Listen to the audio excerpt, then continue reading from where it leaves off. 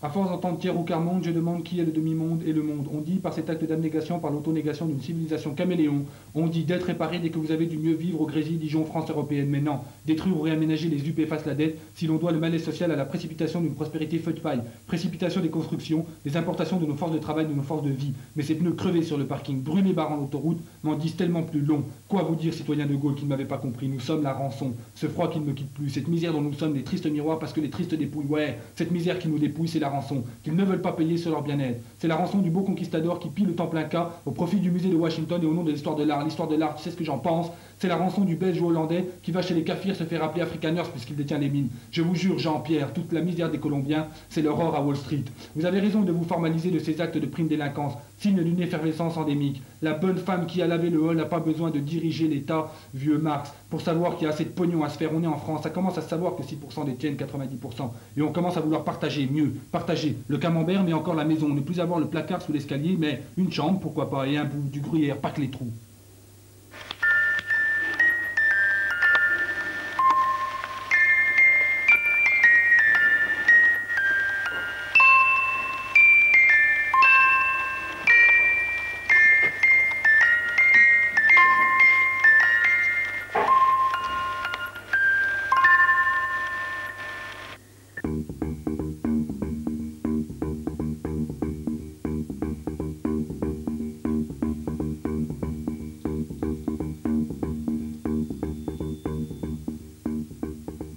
Au commencement était le noir, absence du tout, absence de l'œuvre. Puis vint le grésillement, sonore particule de lumière.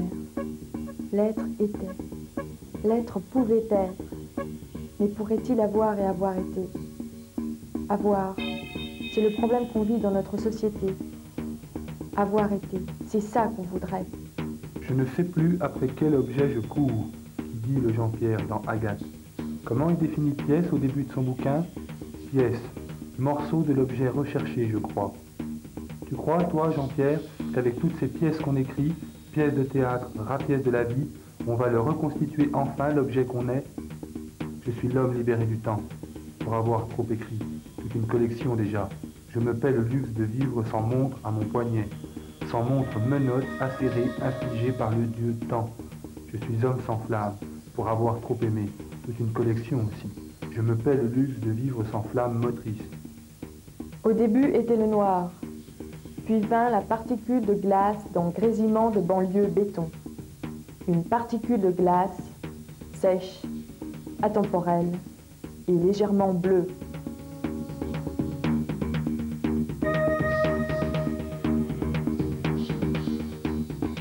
Alors, salut.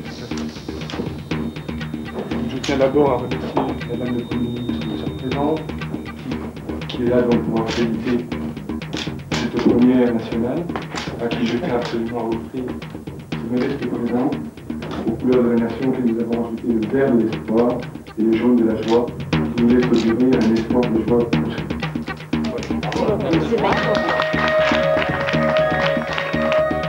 Il est 14h19.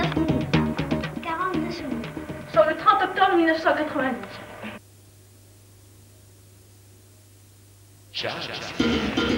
Nous sommes le centre social des Grésilles, Dijon, France.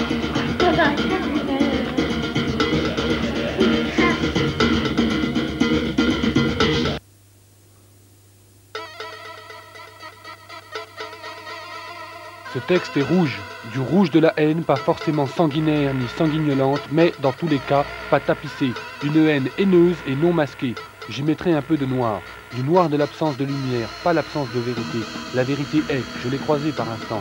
Du noir de l'absence de lumière, voix à suivre, voix à vivre. Écoute ça bébé, ce poème de la ville où m'a craché Dieu, ce poème de la vie que crachent mes aïeux à travers moi, scratché par Dieu des villes.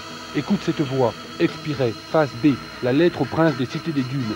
Il y a une mythonymie là-dedans, comme une confusion entre le conteneur de nos existences et nos existences elles-mêmes. Est-ce la lettre au prince ou la lettre du prince des cités lagunes? Je veux dire que le prince, c'est lui, monstre de construction. Le monstre, c'est moi, prince des constructeurs. J'échafaude d'une nouvelle vague froide, celle gelée dans un béton aujourd'hui désarmé, béton fracassé par nos revendications encore inénumérées. Ce béton pilé, doit-il m'empêcher d'exprimer cette parole non respectée, ces existences lynchées car détournées, nos existences en vrai, émotions lynchées, commotion sur jeunesse lobotomisée non respectée. En fait, non, je ne m'identifie pas à toi, monstre de construction. Et tu n'es pas prince, non, tu es cité de dunes d'où les cafards n'ont jamais été chassés. Finalement, c'était nous qui étions chez eux, sur ces dunes anciens marais infestés. On a détourné mon existence pour la faire rencontrer celle du cafard, à moi, prince de l'Est.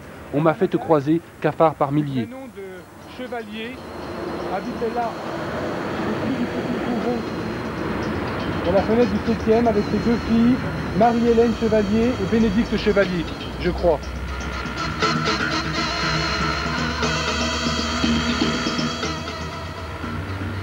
C'était minage démolition. 1er octobre,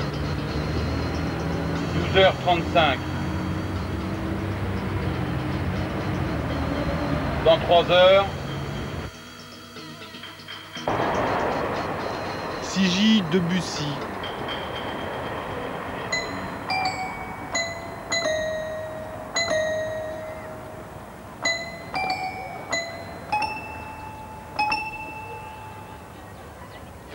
Debussy était une construction béton, signée Bouygues.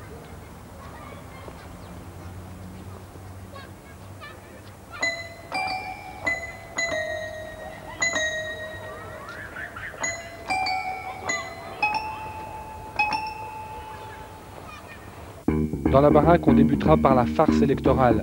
Devant les électeurs à tête de bois et oreilles d'âne, les candidats bourgeois, vêtus en paillasse, danseront la danse des libertés politiques, se torchant la face et la post-face avec leurs programmes électoraux aux multiples promesses, et parlant avec des larmes dans les yeux des misères du peuple et avec du cuivre dans la voix des gloires de la France. Et les têtes des électeurs de vrai rancœur et solidement, ian, ian. Puis commencera la grande pièce, le vol des biens de la nation. Le droit à la paresse, 1880, Paul Lafargue. Ma vie a-t-elle un début et une fin? Rien de moins évident. Pourquoi chaque de mes travaux devrait avoir un début ou une fin? Je ne sais plus quoi dire à qui. Peut-être tout n'était-il qu'un bout à bout de séquences et d'angoisse. Le plaisir était là, de pouvoir respirer chaque matin à nouveau, jusqu'à finir par voir s'écrouler la plus horrible des réalités. Expirer, tu nais. Tu nais et tu n'es plus la languissante quotidienneté, l'ennui qui mène à la conscience, à la pensée. Quelle horreur! Expirais, je t'ai soufflé. À Dijon, la municipalité ne lésine pas sur la légitimité de l'acte. Il faut agir avant, anticiper toute revendication, toute réaction au béton en chaîne, toute rébellion. Exemple d'expirer soufflé avant toute protestation. Dijon, précurseur de l'action avant la discussion. Est-ce que tu sais que de ce doigt qui te caresse a coulé la plus belle encre? Je te parlerai toujours en respirant ta peau pour y voir couler ton sang bleu à travers ta peau blanche, ton sang comme un petit fleuve en gros plan vert bleu, pas encore pollué. Je t'entendrai toujours, tissu de peau s'auto-frottant, comme j'entends couler ton sang, expirer, je te sentirai.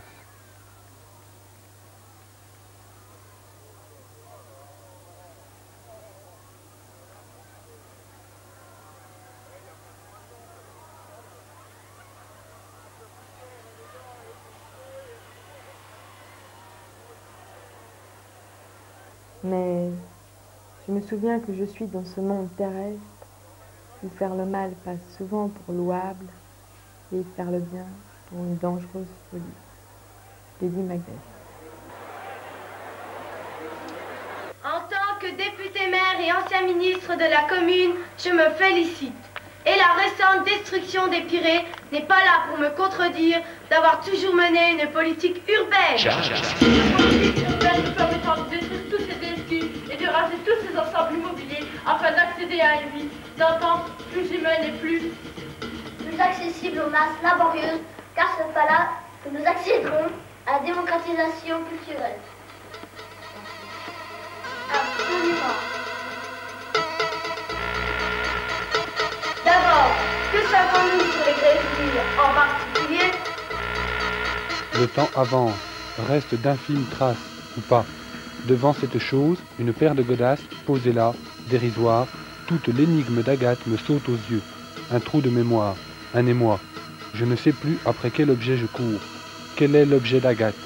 Cette chaussure, fétiche, aussi loin que je me souviens, je me suis cassé la gueule sur le sable au premier pas, en Bretagne. Souvenir, le reste de l'enfance. Le journal, relation quotidienne, où l'objet présent, toujours impérissable, vient pointer la mort du souvenir des hommes. quel est l'objet d'Agathe? 24 mars. Comment ne pas banaliser cette chose dérisoire, répétitive, envahissante, le sac plastique? Agathe écrit le journal de ces objets d'ici. Le premier texte plastique. Je relis. À chaque époque, l'art de la matière première de son époque. Aujourd'hui, l'art de l'ère plastique. Vive la poésie de l'éthylène vinyle acétate. Ne jetez pas les enfants du plastique et du socialisme français avec l'eau du bain de la société industrielle. Vous y passeriez.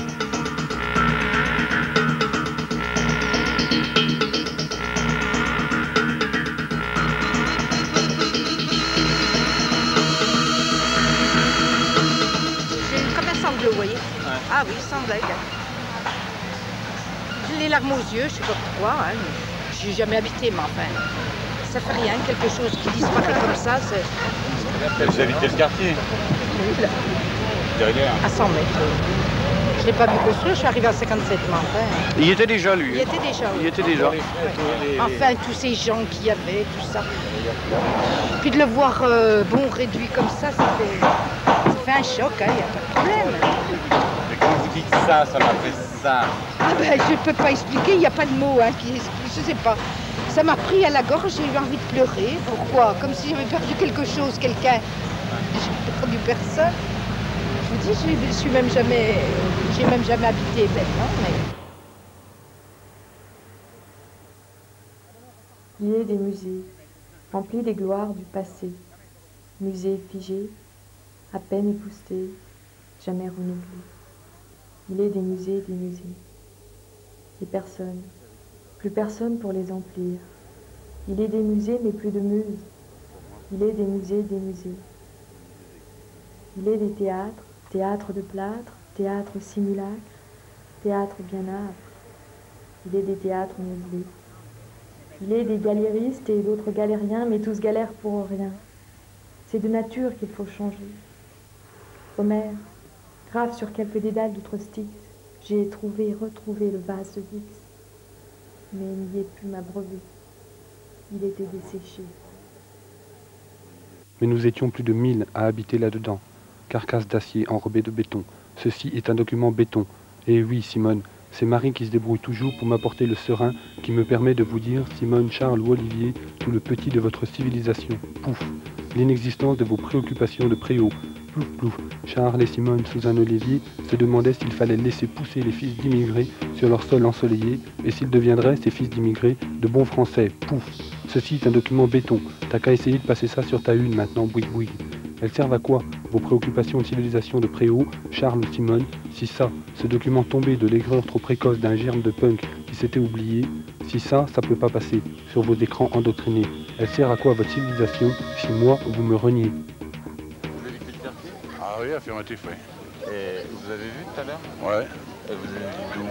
Là, j'étais juste à côté, là, vers les camions de CRS. Et vous avez entendu? Ouais, enfin, pour entendre, oui. On est habitué, nous, parce que quand on a cassé la 31, ça fait un peu le même boucan. Hein. Ah oui, d'accord. Ouais, on a fait la 31, alors quand tu casses aux explosifs. On a l'habitude, hein.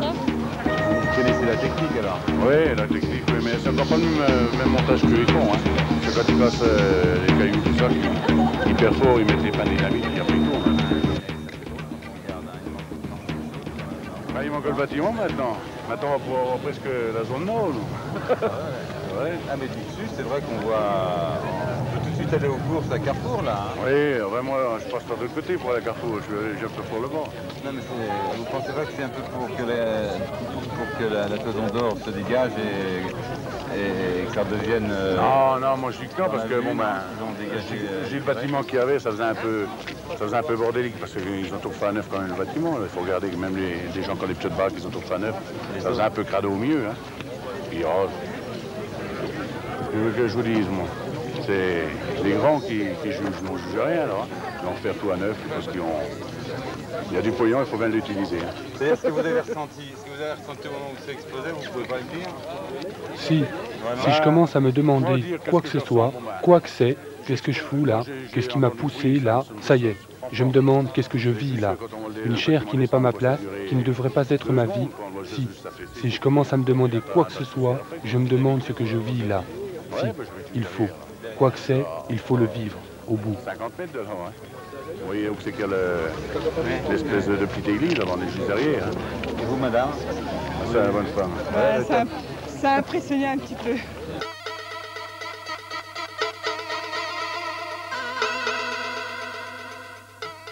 D'ailleurs, nous fûmes immédiatement sensibles au devenir de ces jeunesses déesses cuniennes. L'acte irrémédiable est là. Nous allons agir et nous allons raser. Je m'appelle Chartok, je suis gardien d'une cité au Grésil. Et c'est ça, après 15 ans de légion, je me recycle comme vulgaire concierge. Et moi, je connais la solution. On se refait une tempête du désert. Je te lâche 200 000 tonnes de bombes sur toute cette petite vermine et on verra ce qu'il en reste du problème des DSQ.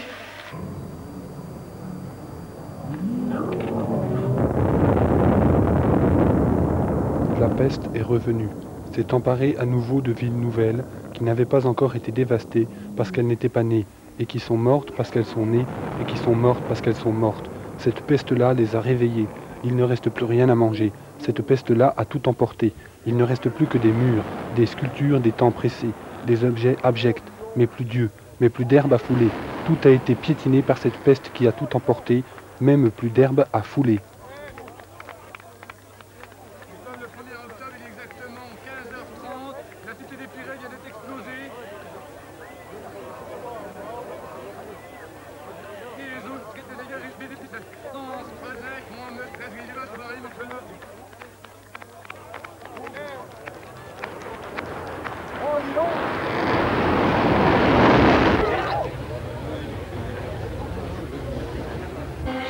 Moi j'ai souffert, dans ce bâtiment j'ai souffert. Ouais. Oui, c'était pas rose quoi, je veux dire. Ah, c'est pas un bâtiment rose. Non, non. C'est pas la vie en rose, je veux dire, c'était pas... Non, t'imagines un gamin qui vient de la campagne, qui est bien aéré dans sa tête, puis qui tombe dans la sclérose des grésilles. Tu vois bien quoi.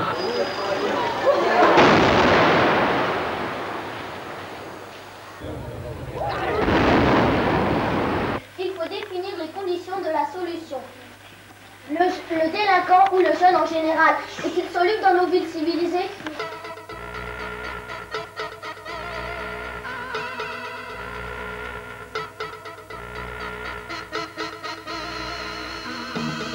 Demain peut être beau, demain peut être grand, il nous suffit pour cela. Demain peut être grand, il nous suffit pour cela. Il nous suffit pour cela. Et que dirais-je encore du passé hasardeux qui t'a mené là? Hier, t'as échappé l'hiver sur les doigts. Hier, saoulé, torché, t'essaies d'arracher de toi cette image des tiens. Hier, c'est du sang sur la glace, ton sang glacé sur la neige à perte de vue. Regarde demain et cette neige fondue. Ton sang qui coule encore en d'autres veines que t'as semées comme ton sang a coulé hier sur les pavés. Regarde, demain peut être beau, demain doit être grand, il nous suffit pour cela.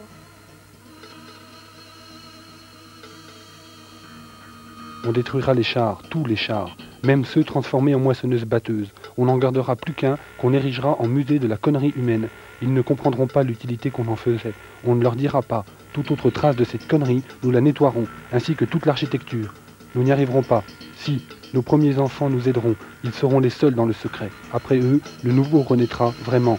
Ils partiront avec ce secret comme avec nous partirent les villes. À la place, quoi? Qu'est-ce qu'on y mettra à la place? Nous, rien. Mais eux, ces prochains. Ces enfants de nos enfants, ils auront d'autres bases, ils pourront repartir. Quelle chance, vous rendez-vous compte, 2 femmes. Si seulement nous n'avions pas cru que les Russes pouvaient produire autre chose que des chars. Ça va te changer de champ, mais... Bah tiens, là où ils mettent le grillage. Tu vois? Ouais. À droite du mec. Ouais. 2 fenêtres en dessous. Ouais. Donc c'est-à-dire la fenêtre du 7e étage. Il y avait Madame Maréchal. Ouais.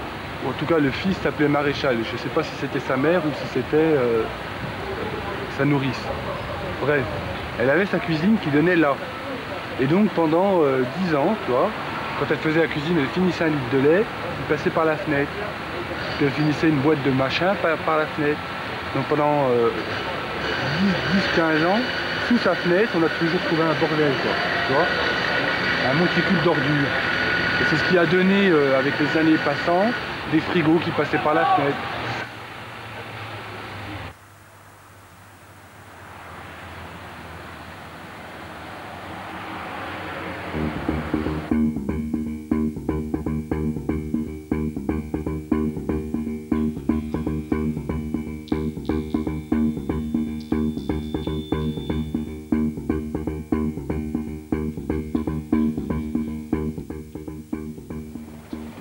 toi, qu'est-ce qui te, dans cette histoire du bonhomme du bout, là, qu'est-ce qui t'a... Pourquoi tu racontes beaucoup cette histoire-là? Oh, j'en raconte pas beaucoup, j'en raconte là parce qu'on est des pirates. Parce que c'est ton voisin direct, t'imagines? Ton voisin direct, moi j'ai bouffé plein de fois chez lui, il nous faisait des soupes, des trucs comme ça, quoi, tu vois. Et puis d'un coup, clac. Le truc, c'est quoi? C'est qu'on a retrouvé chez lui, il a été dénoncé, et on a retrouvé des photos. Ouais, puis il y avait des photos de quasiment tous les gamins du quartier, à poil. Mais qu'il avait pris volontairement. Ah oui, dans des pauses. Hein. Ouais. Tu voyais les gamins hyper consentants. Hein. Ouais. Et toi, t'étais dedans? Ouais. Oui, donc toi, tu savais? Ah oui, moi je savais. Non, par contre, ce que personne ne savait, c'est que ça concernait autant de monde. Si tu veux, moi j'étais allé avec 2-3 copains. Et puis chacun y allait avec 2-3 copains. Ouais. 2-3 copains, bon, ça a touché, je sais pas, 30 ou 40 gamins au moins. Et ils payaient? Non. Ah oui, donc en plus, les gosses se faisaient comme ça, quoi, pour le plaisir. Heureusement pour lui, il ne payait pas. Sans quoi, au jugement, il aurait morflé. Oui. Ouais.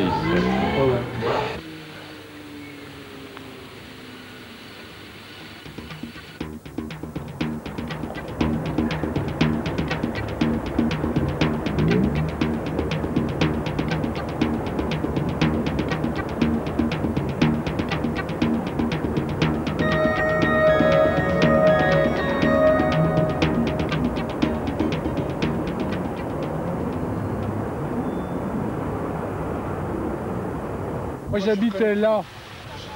Et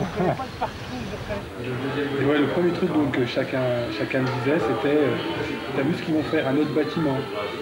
Ou c'était quelque chose quand même, les pirates. Ça y est, c'est fini maintenant. Enfin, toi, des petites phrases comme ça. Un peu en contresens avec ce qu'ils disaient à l'époque, qui était vivement qu'on me fasse sauter ce bâtiment. Comment est-ce qu'ils ont pu construire quelque chose comme ça tu vois, nostalgie, quoi, tu vois.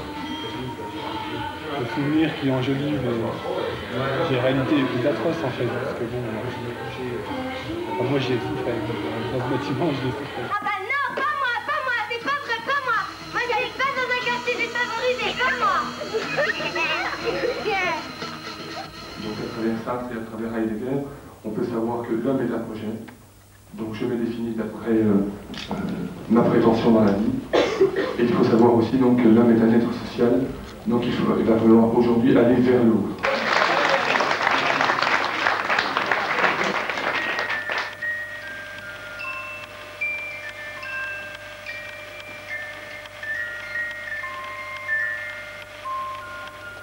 Derrière la fenêtre, j'entends à peine quelque chose qui parle.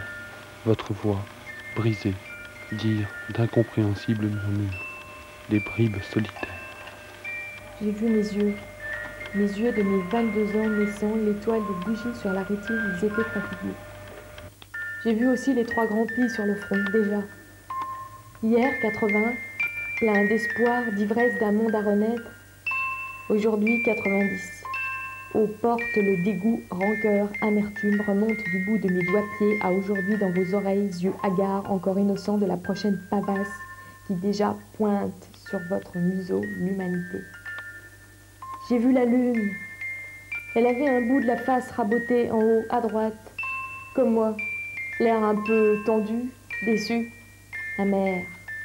Les yeux, la bouche, c'était la mer. La lune, c'est la seule aux yeux bleus à avoir un regard. Avec Steve McQueen. Les autres aux yeux bleus n'ont rien dans les yeux. Tout juste s'ils ont des yeux, c'est lépreux. Je dis ça parce qu'on m'a toujours dit yeux marrons de cochon. Moi je dis yeux marrons sont profonds, les yeux bleus, presque hideux, font les vers très pervers.